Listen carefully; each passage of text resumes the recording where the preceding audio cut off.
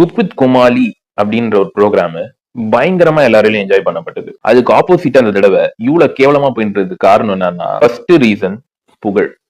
அவர் பாத்தீங்கன்னா எப்பவுமே எல்லா சீசன்லயும் ஒரு பொண்ணுங்க இல்லைன்னா 2 பொண்ணுங்களை கூட வச்சுப்பாரு.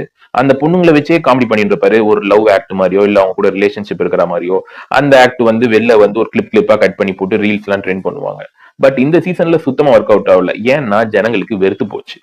அவரை தனித்துவமா ஒரு காமெடி பண்ண சொன்னீங்கன்னா அவர் கண்டிப்பா பண்ண மாட்டாரு.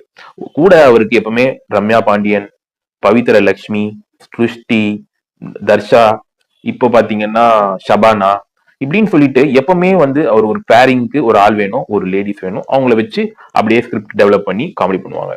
பட் அந்த ஸ்கிரிப்ட் அந்த தடவை வேலை எவ்வளவுன்னு கேட்டீங்கன்னா, ஒரே ஸ்கிரிப்ட் திரும்பி திரும்பி திரும்பி திரும்பி பண்ணியிருந்தீங்கன்னா ஜனங்க பிரெயினியான ஆளு தான், கொஞ்சம் அறிவாளிங்க தான்.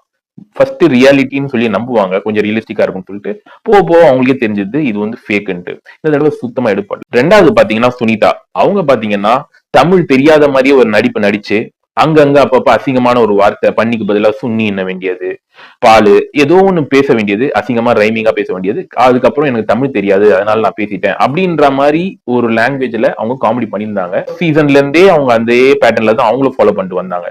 பட் இந்த தடவை பாத்தீங்கன்னா மோஸ்ட்லி அவங்க எல்லாருக்குமே தெரியும் அவங்களுக்கு நல்லாவே தமிழ் தெரியும் அப்படின்ட்டு. இந்த தடவை அதெல்லாம் பண்ண முடியல அவங்களால. அதே மாதிரி அவங்க பண்ணாலுமே எடுபடல. தேர்ட் ரீசன், அவங்க இன்னொரு பொண்ணு கூட்டிட்டு வந்தாங்க இந்த தடவை காமெடி பண்ணுவாங்க அப்படின்னு சொல்லிட்டு. அந்த பொண்ணும் ஒரு அசாம் நாட்டு பொண்ணுன்னு நினைக்கிறேன். அந்த பொண்ணு பண்ற காமெடியும் சிரிப்பு வரல. ஏன் நம்ம ஊர்ல காமெடியன்ஸே இல்லையா? எவ்வளவு காமெடியன்ஸ் இருக்காங்க. கலக்க போகுது யாருலயே எவ்வளவு காமெடியன்ஸ் வந்தாலே நல்ல நல்ல பேரு, அவங்களுக்கு எல்லாம் சான்ஸ் கொடுக்கலாமே.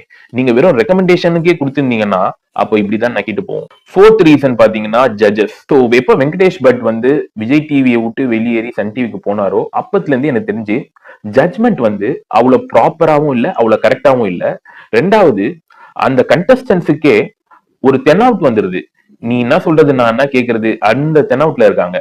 சோ ஒரு ஜட்ஜஸ்க்கும் மரியாதையும் கிடையாது. எஸ்பெஷலி தாமு அவர்களுக்கு எல்லாம் மரியாதையே இல்ல செட்ல. அடுத்த ஜட்ஜ் பாத்தீங்கன்னா மாதம்பட்டி. அவருக்கு எந்த லெவலுக்கு சமையல் தெரியும் எனக்கு சத்தியமா தெரியலங்க. அவர் பிகைன் வுட்ஸ்ல ஒரு தடவை வந்துட்டு அட்வர்டைஸ்மெண்ட் கொடுத்தாரு அவர் கேட்டரிங் பண்றேன்னு சொல்லிட்டு. அப்பதான் அவர் ஒரு கேட்டரிங் பண்றாரு தெரியும். அவரே அவரை ப்ரொமோட் பண்ணி கொஞ்சம் கொஞ்சம் கொஞ்சமா பைசா கொடுத்து பிகைன் வுட்ஸ்ல பைசா கொடுத்து ப்ரொமோட் பண்ணி அவர் ஒரு குக்குன்ற மாதிரி நம்ம மைண்ட்ல எல்லாம் ஃபார்ம் பண்ணி வச்சிட்டாங்க. உண்மையிலேயே அவங்க கேட்டரிங்ல அந்த அளவுக்கு டேஸ்டியா இருக்கும்னு பாத்தீங்கன்னா அந்த அளவுக்கு ஒன்றும் வர்த்து கிடையாது. நான் அவங்க கேட்டரிங்ல சாப்பிட்டுருக்கேன். ஸோ பர்சனலா நான் போகிறோம்ல. பட் இந்த பர்டிகுலர் ப்ரோக்ராம்ல பாத்தீங்கன்னா அவர் ஒரு வேல்யூபிளான ஜட்ஜா, அவருக்கு அந்த அளவுக்கு சமையல் கலை நுட்பம் தெரியும் கேட்டீங்கன்னா எனக்கு சத்தியமா தெரியல. அவர் பேசுற விதத்துல அவர் அந்த அளவுக்கு ஒரு கரெக்டான ஜட்ஜ்ன்றதும் எனக்கு தெரியல. மூணாவதா பாத்தீங்கன்னா மேட் செஃப். அவர் வந்து எனக்கு தெரிஞ்சு ஓரளவுக்கு ப்ராப்பராவும் சொல்றாரு, கரெக்டாவும் சொல்ற மாதிரி இருக்கு. பட் அவருக்கு விஜய் டிவி தர ஸ்பேஸ் வந்து ரொம்ப ரொம்ப கம்மி. அண்ட் டிசிஷன் மேக்கிங் வந்து பியூர்லி ரெக்கமெண்டேஷன் மாதிரி கிளீனா தெரியுது ஜனங்களுக்கு.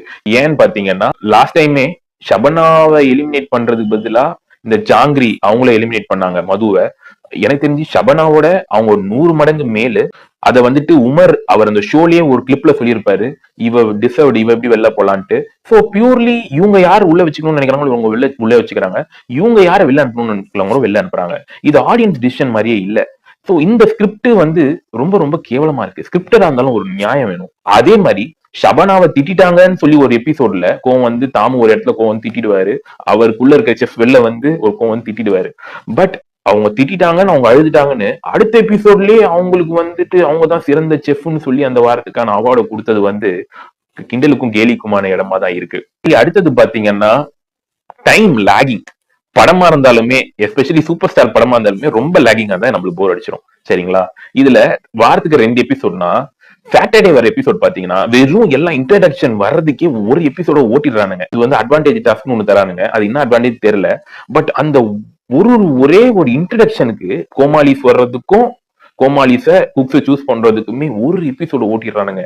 பயங்கர கடியா இருக்கு. இதை தவிர்த்து கண்டிப்பா இந்த தடவை குக் வித் கோமாளி போரிங்கா இருக்கிறதுக்கு நிறைய பாயிண்ட்ஸ் இருக்கும். பட் எனக்கு தெரிஞ்ச டாப் ஒரு 2-3 பாயிண்ட்ஸ் மட்டும் நான் சொன்னேன். இன்கேஸ் நான் ஏதாவது பாயிண்ட்ஸ் விட்டுருந்தாலும் இல்ல உங்களுக்கு ஏதாவது உங்க மனசுல பட்டாலும் கீழே கமெண்ட்ஸ்ல சொல்லுங்க, இதனால நல்லா இல்லன்ட்டு. நான் சில இடத்துல தப்பா கூட இருக்கலாம். மேபி நிறைய பேர் குக் வித் கோமாளி இந்த சீசன் என்ஜாய் பண்றவங்களா இருப்பாங்க. பட் இது வந்து என்னோட பர்சனல் ஒப்பீனியனா தான் நான் சொல்றேன். So see you in next video. Until then, bye bye and take care.